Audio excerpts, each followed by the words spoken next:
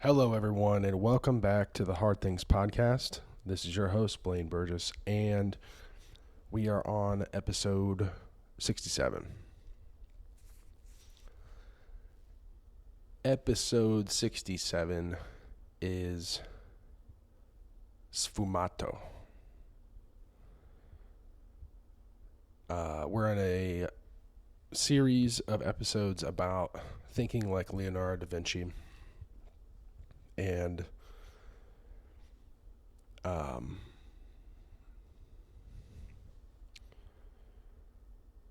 there's a lot. This is kind of the fulcrum episode, and I think one of the most important of the 7 facets of Leonardo's genius. The word sfumato, as you can maybe guess, just means smoky. Murky, unclear, and really the concept is embracing uncertainty.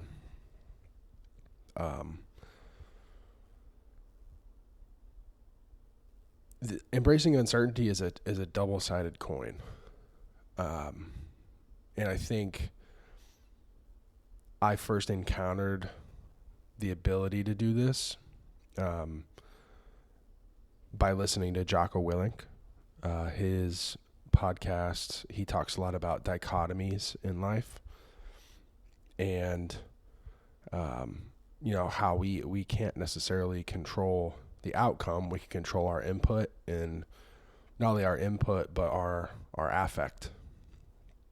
And it's tough when humanity has this dark side that likes to sabotage, kind of like a rate limiter on how great we can be.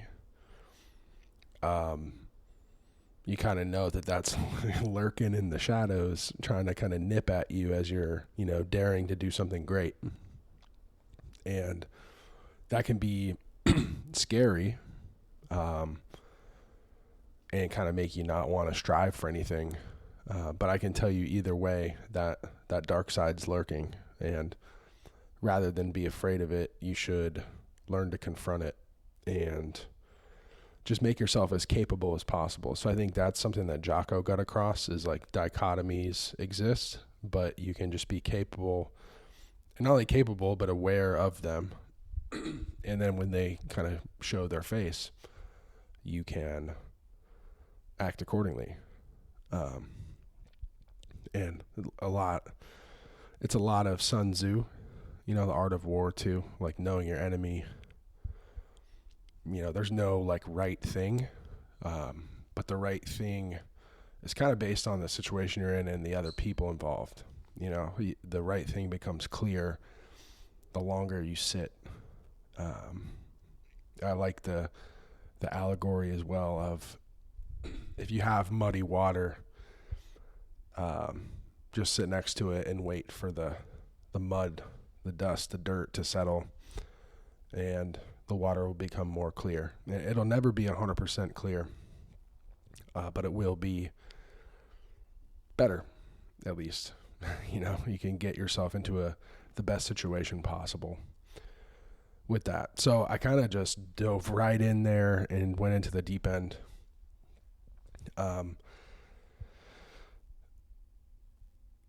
But the author of the book on Leonardo, he brings up a term that I really love, and it's called confusion endurance. Confusion endurance is being able to hold 2 opposing truths, without kind of setting them against each other and burning it all down. 2 things can be true at once and not make any sense. And that's because we, like I've talked about in past episodes, with sensation and testing knowledge through experience, we only know what we can sense. And there's a lot of things about the universe that we can't sense. And maybe things that we can sense that we just don't quite know how to quantify or explain. Can't really be described by language.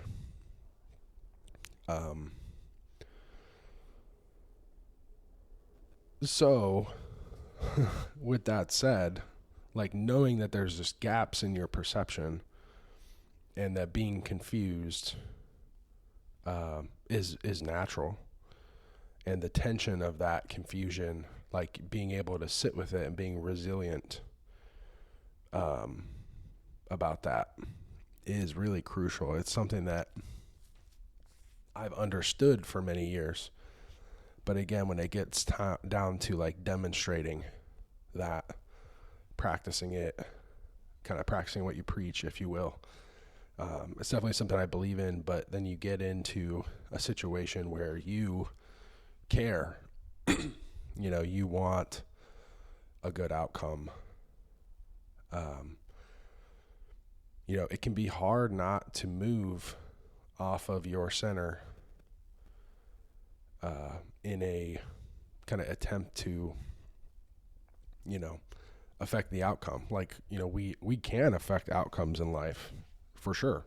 There's things that we can do that will affect situation, but our problem is that we don't always know,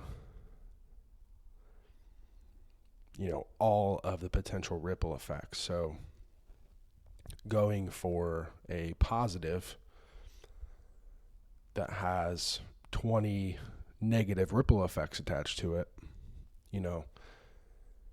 that's obviously not worth it. Like the negativity that is created just greatly outweighs that short-term positive.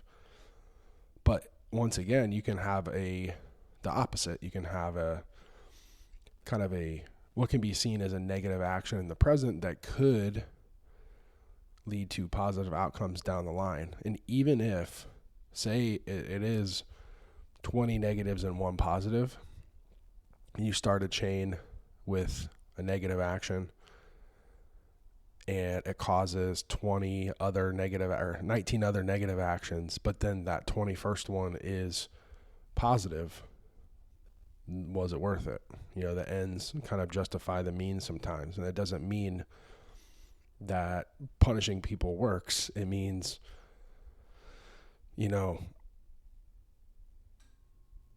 setting a boundary with someone, like meeting someone where they're at. If someone is, acting in a limited fashion, humans are genuinely like unlimited. Like we have a choice in every situation. So if someone's making a choice that is less than the highest possible choice they could make,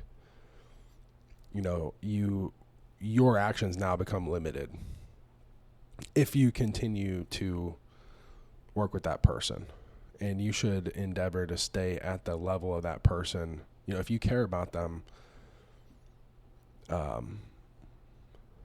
you want to make the highest action possible. And the highest action for you, sometimes other people can't access it just yet. So if you want to be with them, stay with them, and, build a better future in that relationship with that person, you do have to stoop to their level, but you have to anchor yourself to the fact that you can go back up to that highest possibility for yourself. And what I found is crazy is that the feeling of love, like genuine feeling of love, like a directive from a divine kind of place, is the only way that you can kind of bridge that gap. Like say, 10 is the highest possible action you could take, like a nonviolent, just like expression of love. And a person that you love is only at a 7. You have to deal with them at 7. Otherwise you can't deal with them. So you have to decide, like, can I do this? And if you love that person, the answer is you can absolutely do it. And you have to resist the temptation to go to a 5. You have to resist the temptation to stay at 8 and just yell at them from across the bridge. You have to get there to 7. and grab them by the hand and take them to 8, take them to 9, take them to 10. And that requires patience, persistence, all the above. And really, I've found in life the only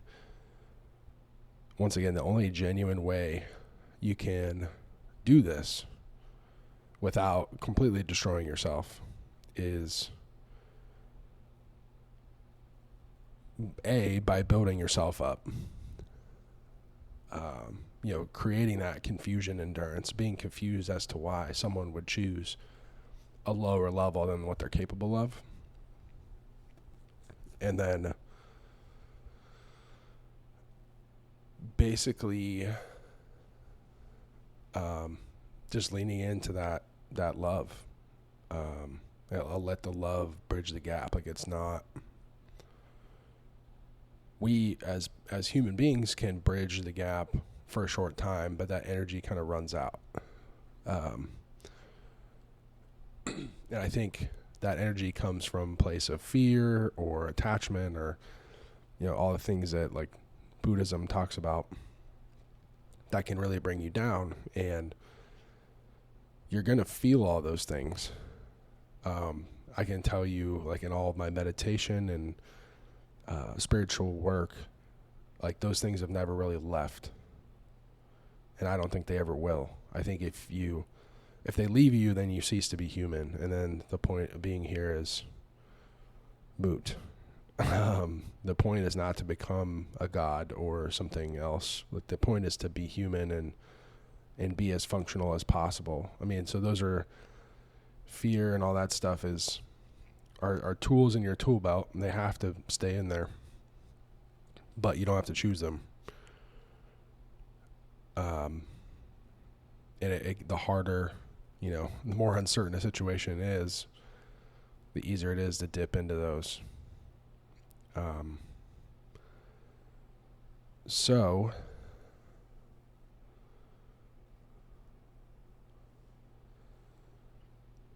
to finish that up, I kind of went on a little bit of a tangent there.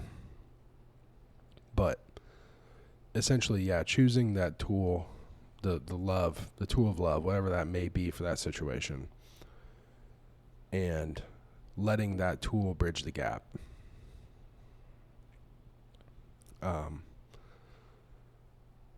Leaving space for that person to join you at a 10. That's the only way miracles happen. Like, the bridge has to be built and the willingness has to be there. And otherwise, that person could be stuck at a 7 forever. And you can make all kinds of excuses and say it's not our job, it's not this and that, it's that person's responsibility. But I think back to when I was the person at a 7 or a 4 or a 3, and the person that I needed either showed up for me or didn't. And I think about the times that they showed up for me, and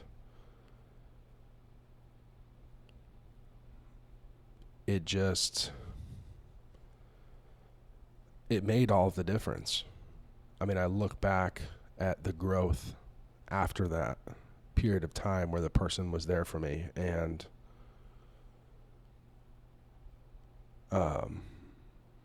it was love. Like, love directed that person to bridge the gap for me, and the change that came afterward was genuinely a miracle. Like, it brought something out of me that was there but wasn't being expressed and needed to be expressed. So when I think about this, I think about our society and where we're at, the things that I see in the media, the things that I see in real life every day with people. There's just not enough people who are able to find the balance of, like, doing that work, like being there for someone in a way that lovingly encourages them to be their highest self. Like there's just not enough, there's not enough of that. And I think humanity gets to a place like this where there's not enough of that, and that's where divinity, like a higher power, kind of comes in and tries to balance the equation through people. I feel myself kind of being called to help balance that equation, and I think you just have to see enough kind of tragedy, micro and macro tragedy in your life to be kind of woken up. And people get sent to you to call you to your highest path, and you either heed the call or resist it. And I can tell you that as a almost 35-year-old man, I resisted the call for a very long time. And I have like tremendous guilt and shame about that, because now that I feel the way I feel now, we just don't have enough time on this earth to actually do the work we need to do. So any time you spend resisting the work is just additional wasted time. And wasted time can be a good, we talk about dichotomies.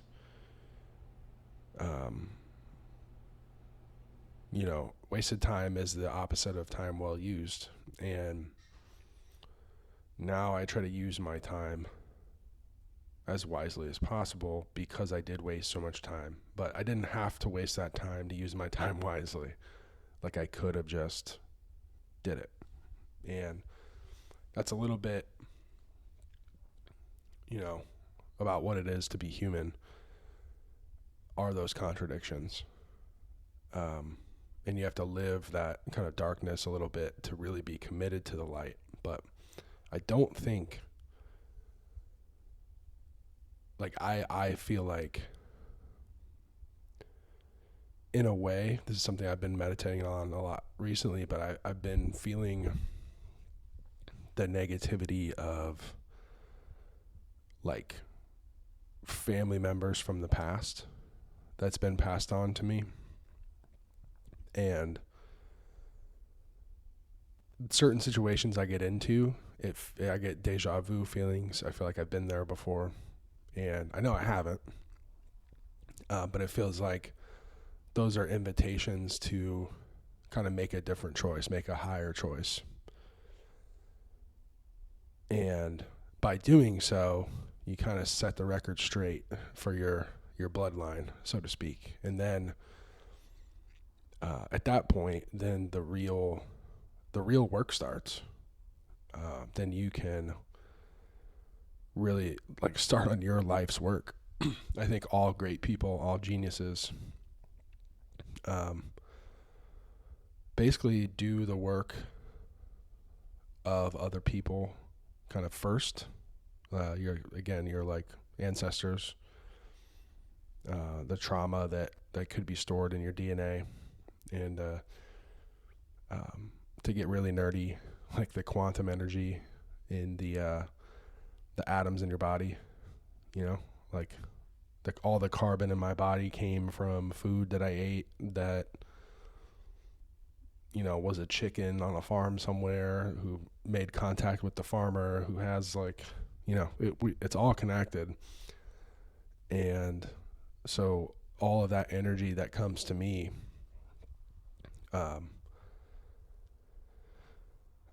is just something that needs to be transformed.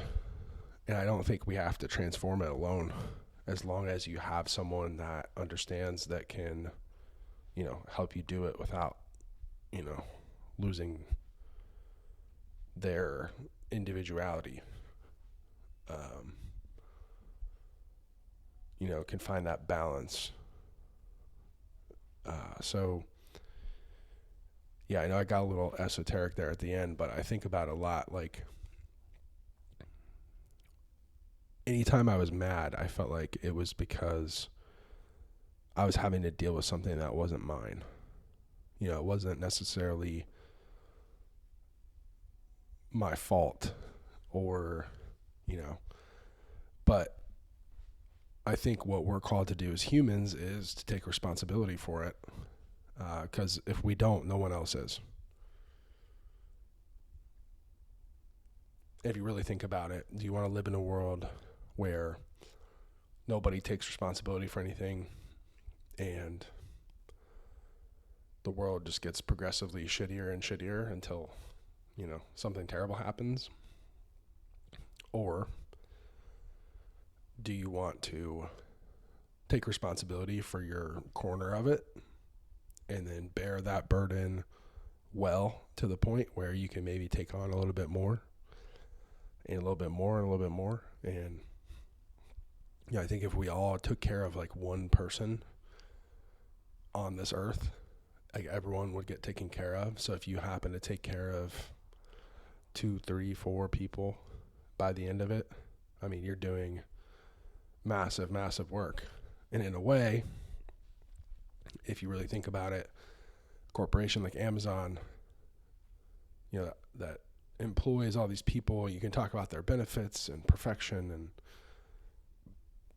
ideal utopic life and all these things that these people don't have. But at the end of the day, if they make good choices, they are able to live a life. It might not be the life that's maxed out and has all of the creature comforts that they want, but they're essentially taken care of, provided for, as much as one can.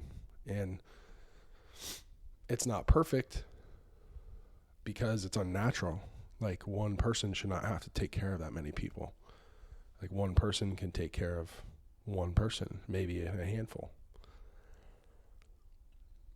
I think there's a reason they say, like, you're the 5 people you associate with most, because those 5 people are like the maximum amount you can take care of. And the quality of those people is based on your own quality. It's a mirror of how much you can handle.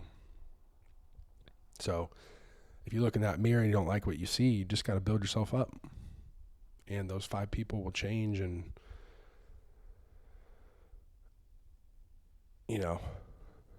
change, I think, is the word when it comes to sfumato, the smokiness.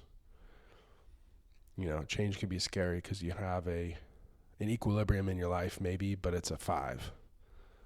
You can live at 5 and it's fine. You'll have a fine life. But I always think to myself, like, I don't want to just be fine. I want to live at that 10 out of 10. I want to live at my highest purpose. And I know that means I'm going to suffer, but it also means I'm going to have great joy at times too. I'm going to be proud of myself and who I am. And no matter how futile life might seem, like, it's worth it to leave this place better than you found it. So I leave you by saying I wasted a lot of time myself, and I will never stop asking people to stop wasting their own time and to help me, make a better world, because we got to do that while we're here. We don't really have a choice. So I'll be doing it by myself if I have to, but I'll never stop asking people to join in. So this is me asking you to embrace uncertainty and do something good for someone without knowing what the outcome will be, without getting anything in return. Because that's the only way that you could get something in return. You got to reach out and try to connect. And if it works, perfect. If it doesn't, keep trying. That's all we can do until you take your last breath. So until next time, this is Blaine. Can't wait to see y'all next week for episode 68. Later.